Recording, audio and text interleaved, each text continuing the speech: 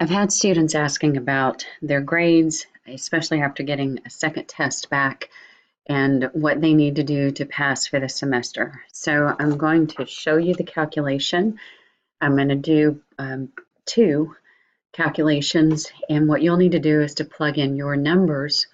I'm going to be able to do the calculation for you and your grade and your goal. So a semester grade in our 1332 class is made up of 25% of your homework, which is on MyMathLab. You have 4 tests that together are going to be 50% of your grade, and then you're going to take a final exam, and that's 25% of your final semester grade.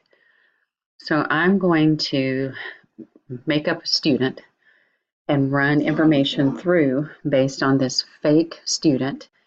And then, like I said, you can plug in your information and solve just like we're solving for this student, this fake student, and then see what you need to meet your goal. So let's say that this student has made a 98 or currently has a 98 on their homework. They're redoing it a bunch of times and they have really got a high homework grade. What we're about to do is based on thinking that if they've got a 98 right now, they'll be able to keep it all semester. But if this homework grade drops, then everything that we do when we get down here to what their test and final grade will need to be, if this 98 drops, then this grade is going to have to go up. So we're just going to assume that if they've, whatever you've got right now for homework, that you can maintain it or you can make it better. So I need to multiply it by 25%. And so far you've taken 2 tests, you have 2 tests to go and a final. So let's assume this person made a 60 on their first test. I need to multiply it by 12.5% because 50% divided by 4, I get 4 12.5s. And then let's say this person made on their second test a 70. We're going to multiply it by 12.5%. And the 60 and the 70, those are done. Those are not changeable. The homework is, and you still have almost half the semester of homework to go. And then these grades are changeable. So we're going to call it X times another 12.5%. I'm going to run out of room. I should have written smaller. That'll be test 3. And then also X times another 12.5%. That would be test 4. And then we're going to assume you're going to make the same grade on test 3, test 4, and the final, just to give you a ballpark idea of what you need to do to make the goal that you want to make. But the final needs to be multiplied by 25%. When we add all of this up, then you want to make a certain grade. Everybody in here needs to make at least a 60 or higher. I'm going to calculate this again for making a 70 or higher because D's usually don't transfer. So although 60 is an okay goal, 70 will be a better goal. So with all of this in mind, I'm now going to punch in my calculator 98 times 0.25.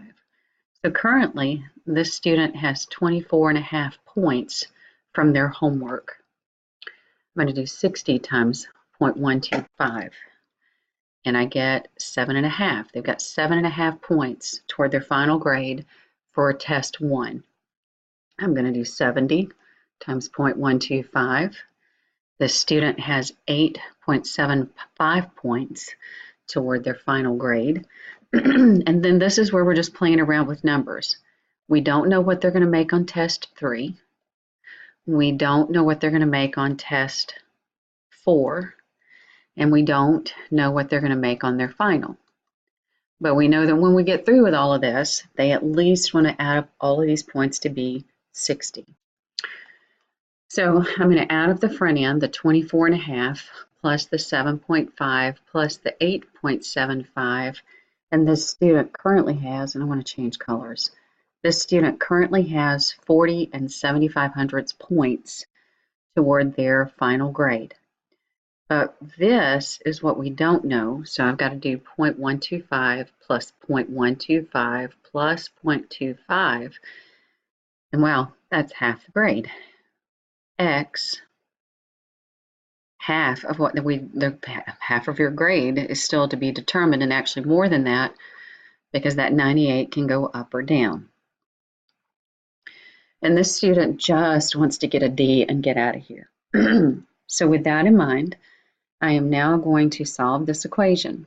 I'll need to subtract the 40 and 75 hundredths from both sides. And my 60 minus 40 and 75 hundredths, let me change colors again, is going to get us still 50% of what I don't know,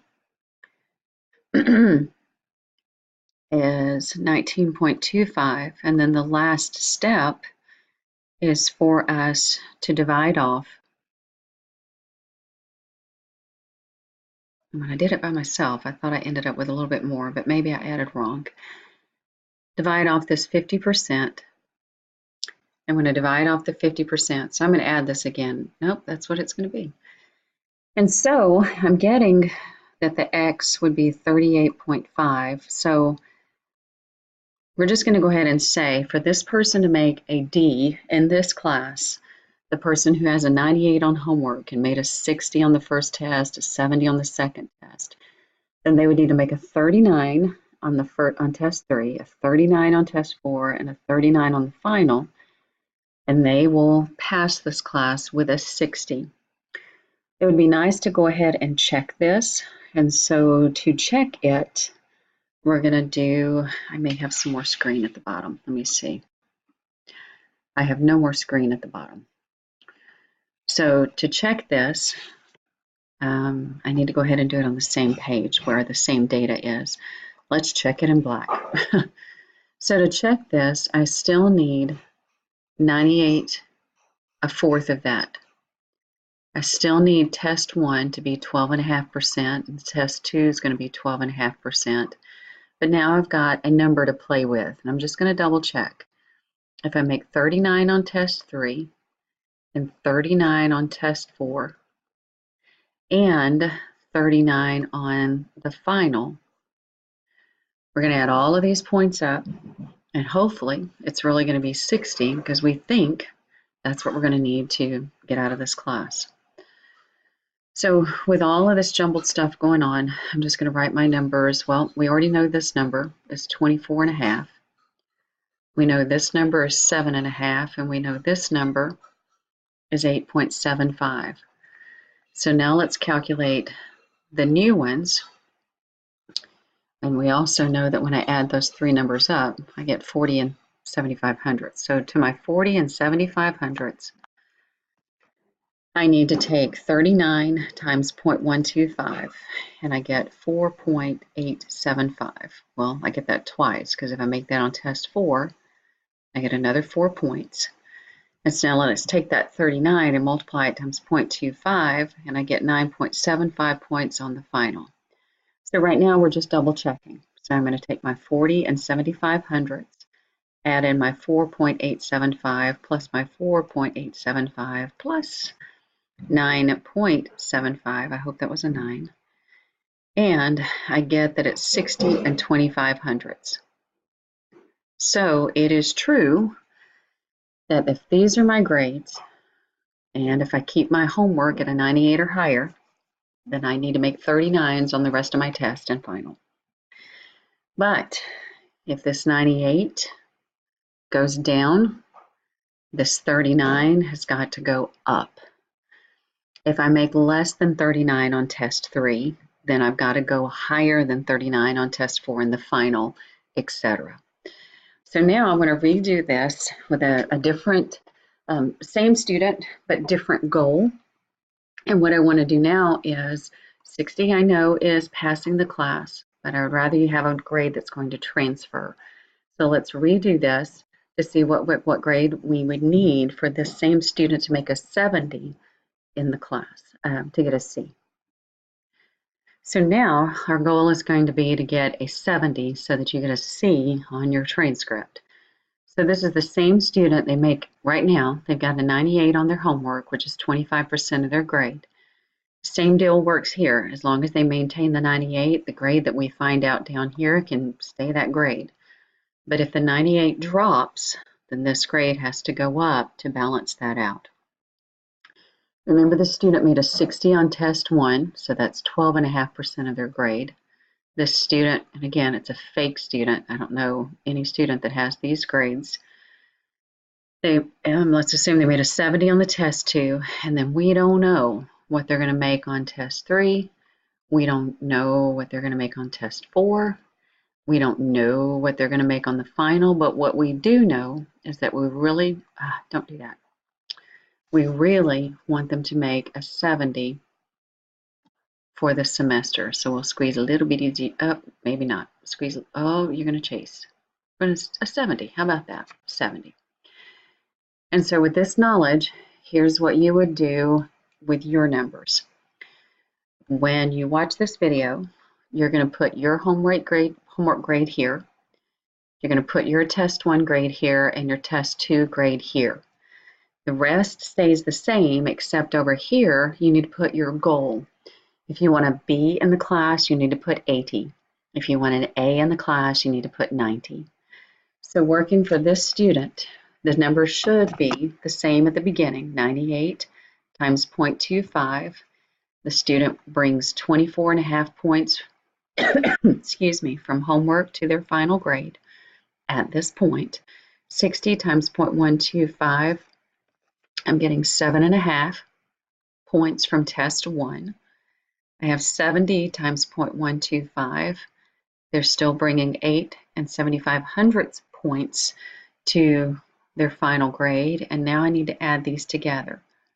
So 0.125 plus 0.125 plus 0.25, it gets what we got a while ago, but just another chance for you to see where I'm getting the numbers from. But this time, we don't want a 60 for our final average. We want a 70. So now I'm going to do the same thing I did on the other screen. I'm going to add these up. They should still be the same as they were on the other screen, but let's go ahead and go 24.5 plus 7.5 plus 8.75. So the student currently has 40 7/75 points toward their final grade.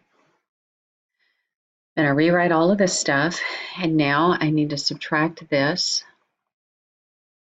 because we're trying to solve for x, and I get that 5/10 x equals, so let's do 70 minus 70 minus 40 7/75, and I get 29.25. That should be what we got a while ago. No, it didn't, because a while ago I did 60 minus 40 7/75. So I'll double check this, 70 minus 40 7/75. I get 29.25. So we'll finish this up by dividing both sides by the half. And our x, when I take 29.25 and divide it by 0.5, I get 58.5, or 59. So for this student who has currently a 98 on their homework, they made a 60 on their first test, a 70 on their second test, we don't know, and they want to make a 70 in the class, they need to make a 59 on test 3, a 59 on test 4, and a 59 on the final. And remember, if on test 3 they make below a 59, let's say they make a 50, then this 59 is no longer good. They've got to make higher than that, and to calculate that, they could then substitute in what they make here, add it in here, subtract it, and then we'd still divide off. Nope, we would divide off just by this much, and it's the same formula. So I hope you find this video helpful to start and stop, plug in your own grades, and calculate what you need to make on test 3, and it would still be the same for test 4 and test 5, but the other side is true.